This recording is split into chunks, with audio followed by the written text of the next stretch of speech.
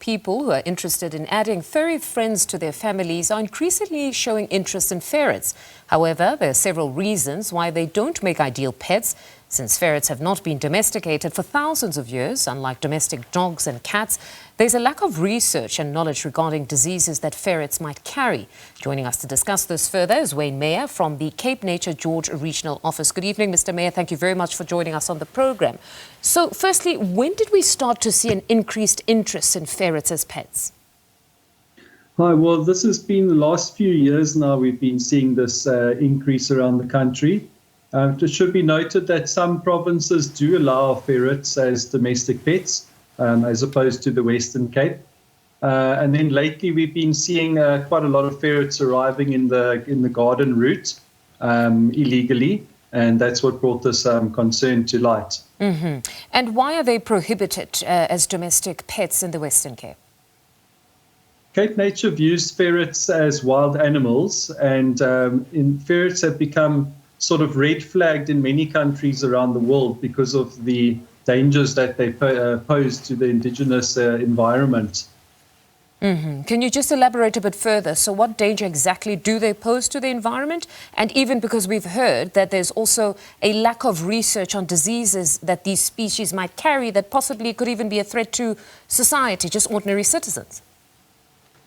Yeah, ferrets are very inquisitive animals, and therefore they're very good escape artists. So the main concerns come with them escaping into the natural environment.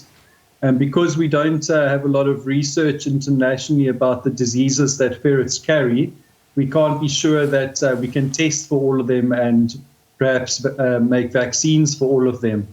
So if ferrets were to escape into the natural environment, they can cause the population of feral ferrets to escalate, and that can outcompete our indigenous wildlife species like mongoose and genet and so on. And then they can also transfer diseases to our indigenous wildlife, which has had devastating consequences in some other countries in the world. And some of these diseases can even be transferred to humans. Because we even heard that in some countries, it seems they also have rabies. Yeah, ferrets have been found to have rabies, and unfortunately there's no vaccine for that for ferrets either, so that's always a concern. And as well, tuberculosis?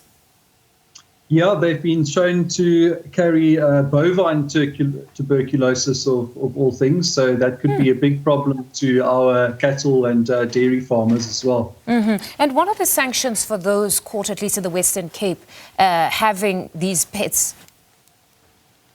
Well, it is illegal, and every case will be dealt with differently, although we are putting it out to the public that if people have got ferrets and they weren't aware of the regulations, then they can come forward as a sort of an amnesty where there won't be any consequences.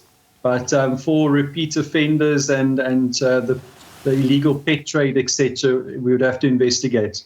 All right. Mr. Meyer, thank you very much for your time this evening. That's Wayne Meyer from the Cape Nature George Regional Office.